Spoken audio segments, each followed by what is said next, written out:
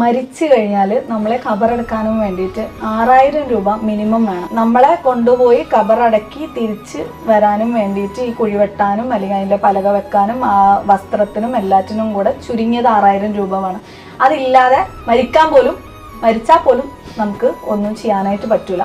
So പൈസ അത്രയും important ആണ്. അതൊരു പെണ്ണിൻ്റെ കാര്യത്തിൽ ഒഴിച്ചുകൂടാൻ പറ്റാത്തൊരു സംഭവമാണ് പൈസ എന്നുള്ളത്. ഈ പൈസയ്ക്ക് വേണ്ടി ആരെങ്കിലും മുന്നിലേക്ക് നമ്മൾ പോയി നിന്ന് കഴിഞ്ഞാൽ അവർ പലതും ആവശ്യപ്പെടും.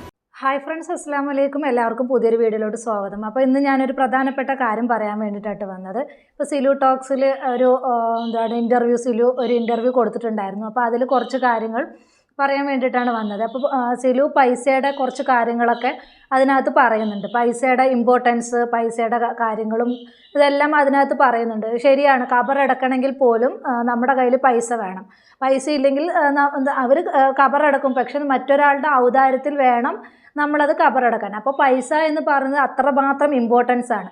സിലു പറഞ്ഞതുപോലെ തന്നെ നമ്മുടെ കയ്യിൽ ഇപ്പോൾ ഒരു 10 രൂപ എടുക്കാനില്ലെങ്കിൽ, അല്ലെങ്കിൽ ആരോടെങ്കിലും ഒരു 10 രൂപ കടം ചോദിച്ചാൽ, അല്ലെങ്കിൽ ഇന്നത് ആവശ്യമുണ്ടെന്ന് പറഞ്ഞിട്ട് ആരോടെങ്കിലും ചോദിച്ചാൽ, ഒരു പെണ്ണാണ് ചോദിക്കുന്നതെങ്കിൽ അവരാദ്യം മുന്നിൽ വെക്കുന്നത് വേറെ വല്ലതുമായിരിക്കും.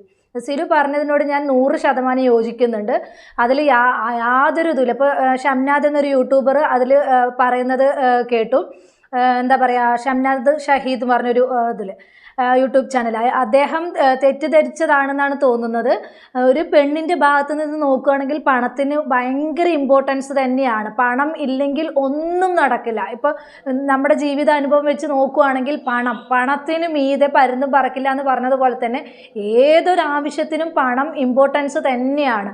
അതില്ലെങ്കിൽ ഈ വന്ന കാലത്ത് പണം ഇല്ലാതെ ഒന്നും ചെയ്യാൻ പറ്റില്ല. ശരിയാണ്, ഷംനാദ് ആ ഒരു ഇതിൽ പറഞ്ഞതുപോലെ തന്നെ മഹല്ലുകാരെ ഏറ്റെടുക്കും, അവർ ഖബറടക്കും എന്നൊക്കെ പറയുന്നുണ്ട്. അതൊക്കെ ഒരു ഇത് തന്നെയാണ്. പക്ഷേ അതൊരു അനാഥ പോലെ, അല്ലെങ്കിൽ നമ്മളൊരു മറ്റൊരാളുടെ ഔദാര്യത്തിലല്ലേ നമ്മൾ വീണ്ടും ഖബറിൽ കിടക്കേണ്ട ഒരു അവസ്ഥ വരുന്നത്, വെറും 6000 രൂപയ്ക്ക് വേണ്ടിയിട്ട്. ആ ഒരു 6000 എന്ന് പറയുന്നതും അതും ഒരു എമൗണ്ട് തന്നെയാണ്. ഒരു മനുഷ്യനെ സംബന്ധിച്ചിടത്തോളം ആ ഒരു എമൗണ്ട് തന്നെയാണ്. ഖബറടക്കേണ്ടത് പോലും മറ്റൊരാളുടെ ഔദാര്യത്തിലാണ് എങ്കിൽ ഒന്ന് ആലോചിച്ച് നോക്കൂ.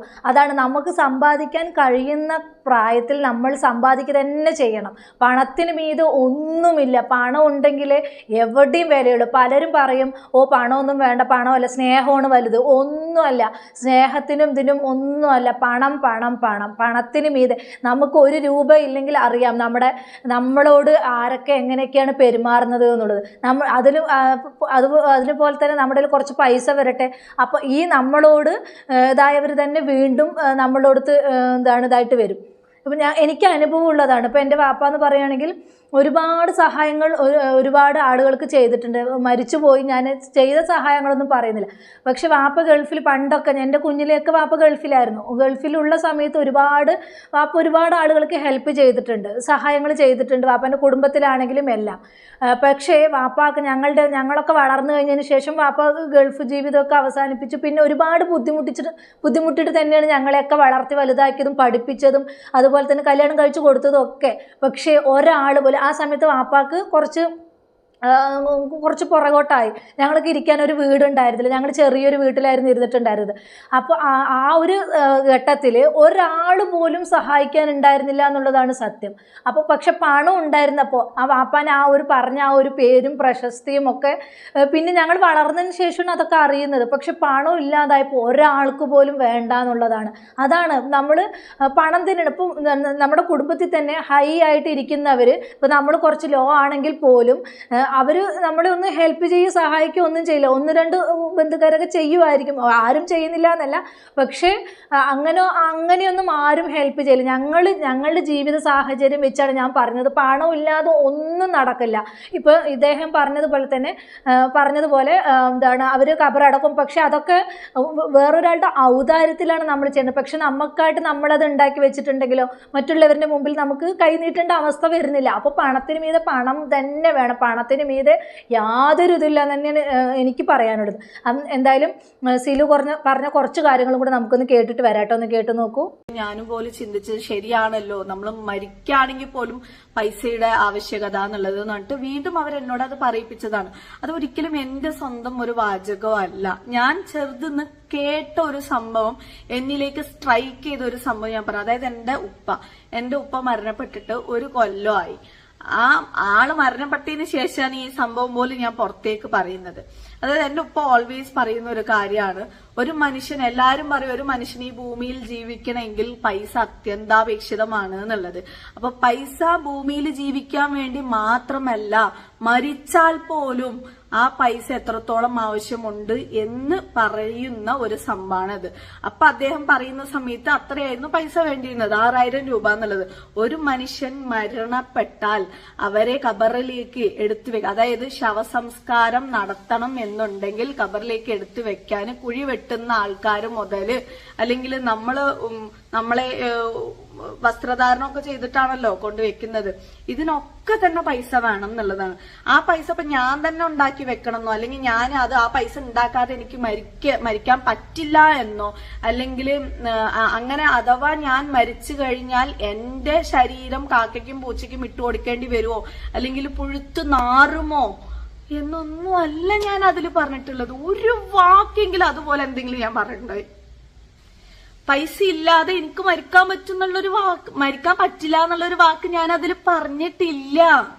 അതിലെവിടെയും ഞാൻ പരാമർശിച്ചിട്ടില്ല. ഈ മരണം എന്നുള്ളൊരു പ്രതിഭാസം ഒരു മനുഷ്യനിൽ സംഭവിച്ചാൽ പോലും അവനെ മണ്ണിലേക്ക് തിരിച്ചു കൊടുക്കണമെങ്കിൽ കണ്ട, അതാണ് സിലു അവിടെ ഉദ്ദേശിച്ചിരിക്കുന്നത്. അല്ലാതെ പണമില്ലാത്തവന് മരിക്കണ്ട എന്നോ, പണമില്ലെങ്കിൽ മരിക്കാൻ പറ്റില്ല എന്നോ അങ്ങനെയുള്ളതൊന്നും അല്ല സിലു അവിടെ ഉദ്ദേശിച്ചിരിക്കുന്നത്. ഇപ്പം നിസ്സാരം നമ്മൾ മരണപ്പെട്ട് കഴിഞ്ഞാലും നമ്മൾ മണ്ണിലോട്ട് വെക്കണമെങ്കിൽ കൂടി നമുക്ക് പണം ഉണ്ടായേ തീരൂ.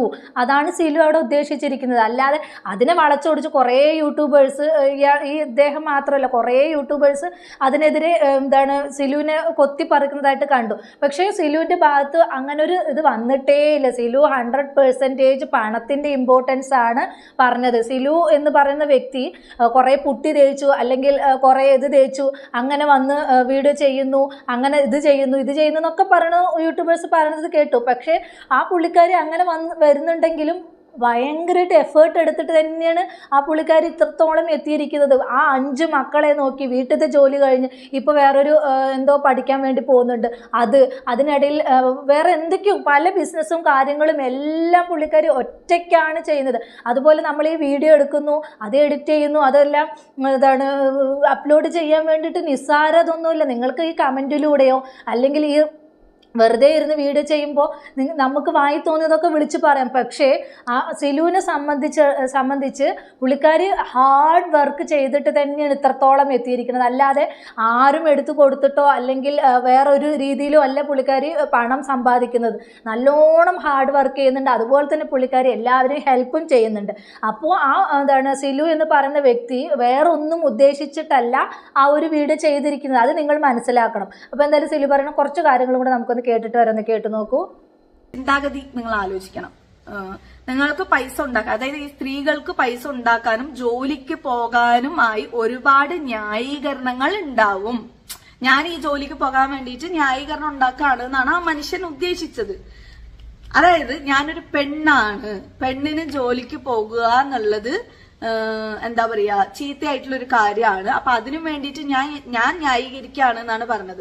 എനിക്ക് ആരും മുന്നിൽ ന്യായീകരിച്ച് ജോലിക്ക് പോകേണ്ട ആവശ്യമൊന്നുമില്ല. കാരണം അത് എന്റെ അവകാശമാണെന്ന് ഞാൻ പഠിച്ചിട്ടുള്ള ഒരാളാണ്.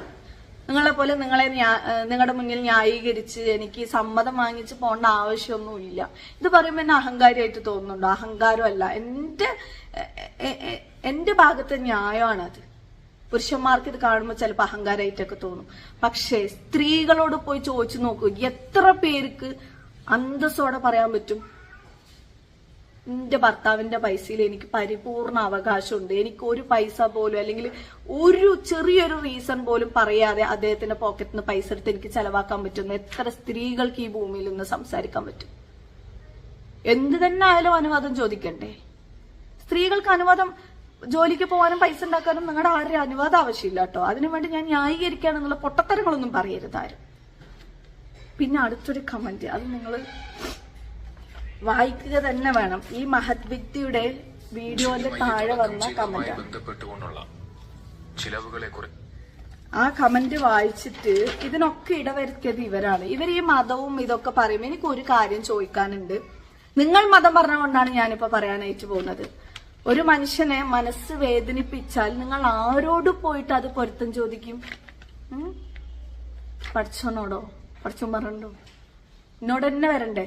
ഭയങ്കര വൾഗറായിട്ടുള്ള കമന്റുകൾ ആ ഒരു ഷംനാദ് പറഞ്ഞ ആ ഒരാൾ വീഡിയോ ചെയ്തതിന്റെ പുറത്ത് ഇങ്ങനെയുള്ളതൊക്കെ ഈ സിലു ടോക്സിന് കേൾക്കേണ്ടി വന്നു എന്നാണ് പറയുന്നത്. നീ ഒന്ന് മരിച്ചു കാണിക്കുക, അപ്പോൾ എന്താണ് 5 മക്കളായ നീ ഒന്ന് മരിച്ചു കാണിക്കുക, അതിനുശേഷം അതിൻ്റെ ഇത് ഞങ്ങൾ എടുക്കാം, അങ്ങനെയൊക്കെയാണ് പറയുന്നത്. അങ്ങനെയൊക്കെ എന്തിനാണ് കുത്തി നോവിക്കുന്നത്? ഇപ്പം എത്ര നമ്മൾ സിലു പറഞ്ഞതുപോലെ എത്ര നമ്മൾ നമ്മുടെ മനസ്സ് കട്ടിയുണ്ടെങ്കിലും ഇങ്ങനെയുള്ളതൊക്കെ കേൾക്കുമ്പോൾ നമുക്ക് പെട്ടെന്ന് കൈകാല് വരയ്ക്കും, കുഴയൊക്കെ ചെയ്യും. എന്നെ സംബന്ധിച്ചും അങ്ങനെയാണ്. നമ്മളൊരു മനുഷ്യനല്ലേ, നമുക്കും പല ഇതും ഇല്ലേ. അപ്പോൾ പൈസയുടെ മൂല്യമാണ് പുള്ളിക്കാരി പറയുന്നത്, അല്ലാതെ മരണപ്പെട്ട് കഴിഞ്ഞാലോ അല്ലെങ്കിൽ വേറെ എന്തെങ്കിലും ആ ഒരു ഇതൊന്നും അല്ല അവിടെ പറഞ്ഞു. ഒരു ഉദാഹരണത്തിന്റെ പുറത്താണ് ആ ഒരു കബറടക്കലിൻ്റെ കാര്യം പോലും പറഞ്ഞത്.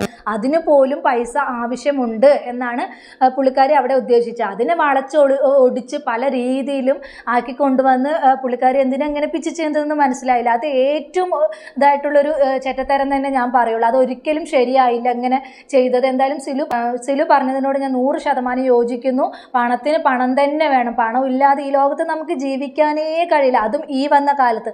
പണ്ടൊക്കെ എന്ന് പറയുമ്പോൾ അതിൻ്റേതായിട്ടുള്ള പല ഇതുമുണ്ട്, പല രീതിയിൽ നമുക്ക് ജീവിക്കാനുള്ള പല മാർഗങ്ങളും അത് അഡ്ജസ്റ്റ് ചെയ്ത് ജീവിക്കും. ഇപ്പോഴുള്ള മക്കൾ പണം ഇല്ലെങ്കിൽ അവർക്ക് അത് അഡ്ജസ്റ്റ് ചെയ്യാൻ പറ്റില്ല. ഇപ്പോഴത്തെ ആ ഒരു ജനത എന്ന് പറയുന്നത് തന്നെ അങ്ങനെയാണ്. പണമില്ലാതെ ഒന്നും പറ്റില്ല. നമ്മൾ ഓരോ സാധനങ്ങളുടെ വില തന്നെ എടുത്തു നോക്കൂ. എന്തിനും പണം പണം പണം. പണം ഇല്ലാതെ ഒന്നും നടക്കില്ല. ഇപ്പോൾ പറയുകയാണെങ്കിൽ സ്ത്രീകൾക്കാണെങ്കിലും എല്ലാം ജോലി ഒരുപാട് ഫെസിലിറ്റീസ് ഉണ്ട്. അപ്പോൾ എന്ത് ജോലി ചെയ്തിട്ടാണെങ്കിലും മാനം വിൽക്കാതെ എന്ത് ജോലി ചെയ്തിട്ടും ഈ വന്ന കാലത്ത് നമുക്ക് ജീവിക്കാൻ കഴിയും. അപ്പോൾ ആ ഒരു പണത്തിൻ്റെ ഇമ്പോർട്ടൻസ് ആണ് സലഹ അവിടെ പറയുന്നത്, അല്ലാതെ വേറൊന്നും പുള്ളിക്കാരി ഉദ്ദേശിച്ചിട്ടില്ല. അപ്പോൾ എന്താണ് സലഹാനെ ഇങ്ങനെ കുറ്റപ്പെടുത്തുന്നവരോട് എനിക്ക് പറയാനുള്ളത്, സിലു ഒരു ഇതും തെറ്റായ രീതിയിലല്ല പറഞ്ഞിരിക്കുന്നത്. എല്ലാവരും മനസ്സിലാക്കാം, ഓരോ സ്ത്രീക്കും ഒരു ജോലി അല്ലെങ്കിൽ എന്തെങ്കിലും ഒരു ബിസിനസ്, എന്തെങ്കിലും ഒരു ഇത്, അല്ലെങ്കിൽ വിദ്യാഭ്യാസം ഉണ്ടെങ്കിൽ പലയിടത്തും നമുക്ക് പിടിച്ചു നിൽക്കാൻ പറ്റും. വിദ്യാഭ്യാസം ഉണ്ടെങ്കിലല്ല, വിദ്യാഭ്യാസം നേടി നല്ലൊരു ജോലി ഉണ്ടെങ്കിൽ നമുക്ക് പലയിടത്തും നമുക്ക് പിടിച്ചു നിൽക്കാൻ പറ്റും. ഏതൊരു ഇതിലും ഈ വന്ന കാലത്ത് സ്ത്രീകളുടേത് അറിയാലോ, മിണ്ടിയാലും പിടിച്ചാലും ഡിവോഴ്സ് അതാണ്. അപ്പോൾ ആ ഒരു ഇത് വന്നാലും നമുക്കൊരു ജോലി ഉണ്ടെങ്കിൽ അതിൽ നിന്ന് പിടിച്ചു നിൽക്കാൻ പറ്റും. ആ ഒരു ഇതാണ് പുള്ളിക്കാരി ഉദ്ദേശിച്ചത്, അല്ലാതെ തെറ്റായിട്ടൊന്നും ഉദ്ദേശിച്ചിട്ടില്ല.